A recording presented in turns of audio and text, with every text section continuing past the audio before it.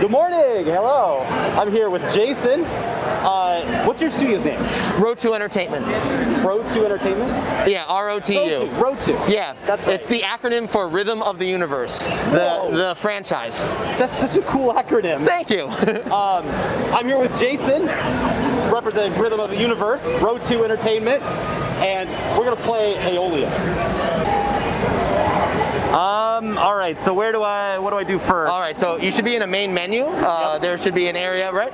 So if in the center console, it should say new game. Yep. When you're looking at it, by looking at it, it should highlight, and then you reach your hand out and you make a grab gesture. Got it. Yep. And now you'll start the game. Oh, a little wow. backstory / tutorial. Yep, I can see my hands out. Story of Law.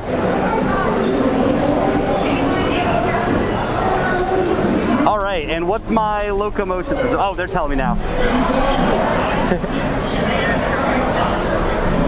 Ooh.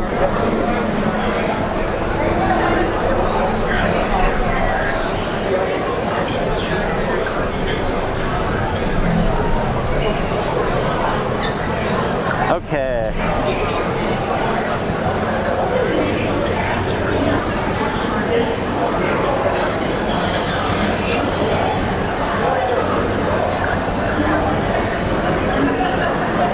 Oh, there we go. I figured this out.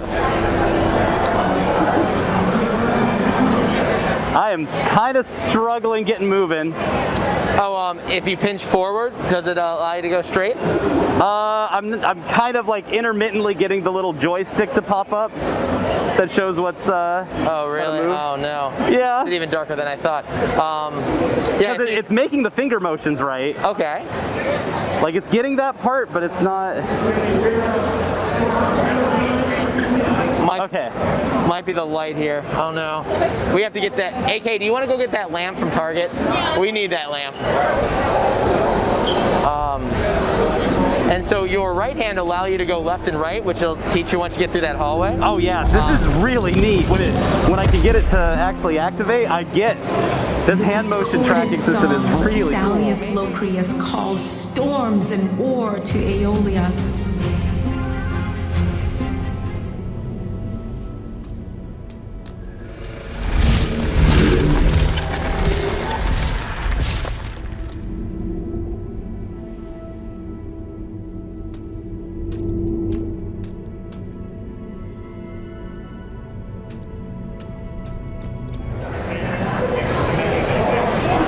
Okay, I am seeing a big wall and I'm going to just grab it. Yep. Oops. I need to get closer to it. Can I? Okay, so just, up and down like this. Yeah. Cool. Walking this out, is there anything you'd like to tell us about the game? Absolutely. So Go for it. So Road 2 Entertainment is the only virtual reality studio to be partnering with relevant nonprofits. We are the only one to have a public nonprofit partnership. Oh, I love that. So we actually are donating for Eolia, which is all about saving wildlife, 5% to the Steve Irwin Foundation Wildlife Warriors. And for Eolia, we're going to be having a survey where we're asking our community to vote for the top 5 nonprofits that are focusing on climate change and desertification.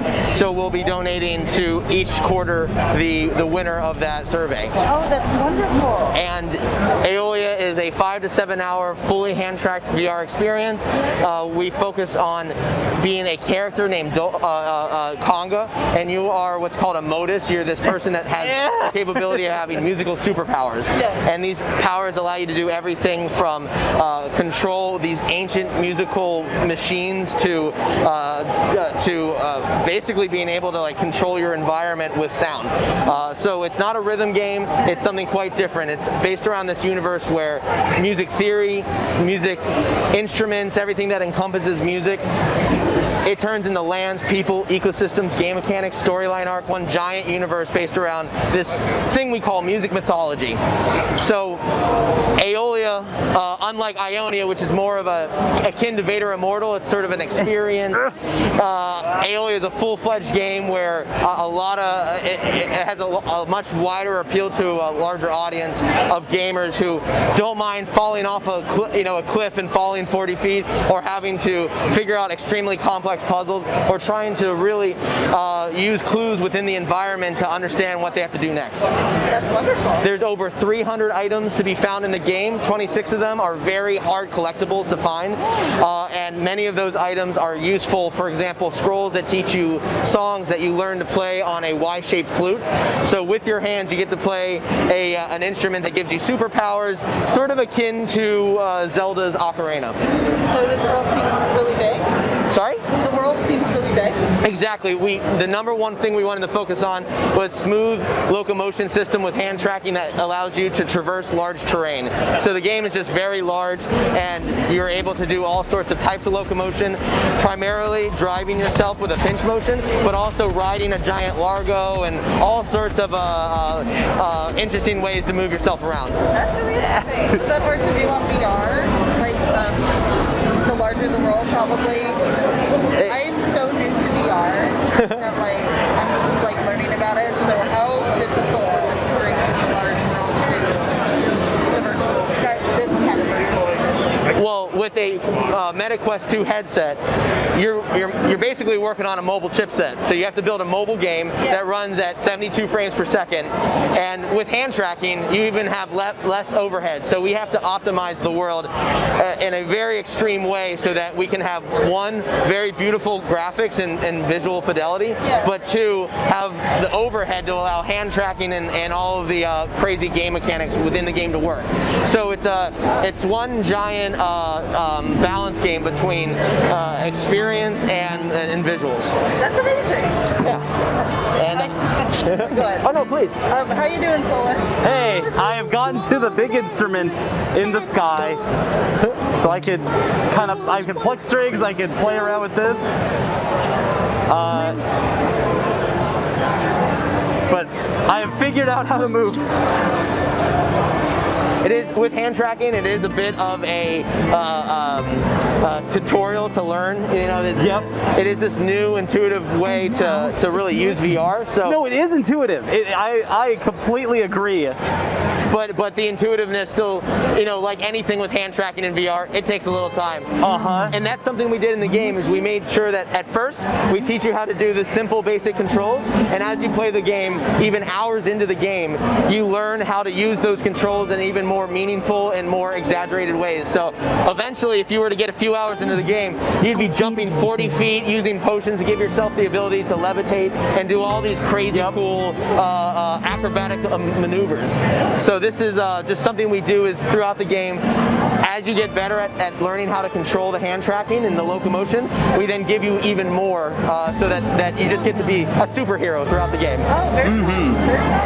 And like all of our games at Road 2, completely non-violent, very family-friendly. We focus on, in Eolia, you as a Modus are fighting a giant storm called Nagras Moray, akin to climate change and desertification. All of our games have a environmental or social message behind them. Yeah. Oh, I love that.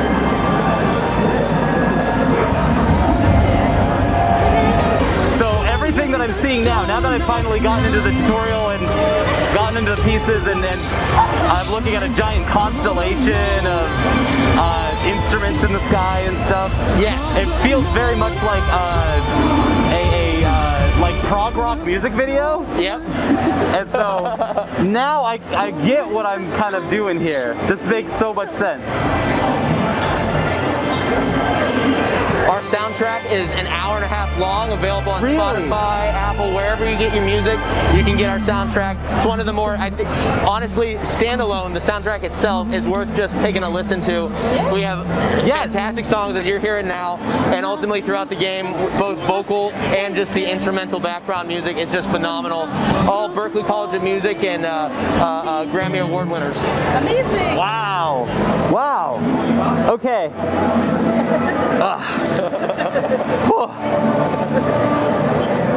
hope you enjoyed. I did. I want to actually like talk a little more about the game in general. Absolutely. I know Franny was helping out with talking while I was indisposed. Whew. That's right. That was a full body experience, like any VR game would be. So you're working a lot with hand tracking. Yes. It seems like that the crux of all of this is about the interaction interfaces.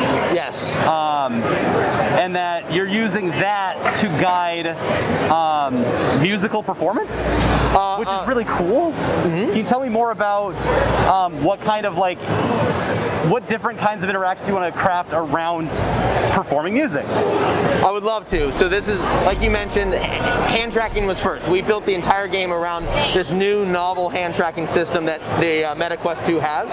Yep. Specifically Hands 2.0, which just came out about a month ago. It's this, they basically are able to make it a lot better. Cool. So with a bright room, we've gotten the game down to an extremely stable ability to not lose tracking. You can even put your hand in front of the other hand and you won't lose tracking.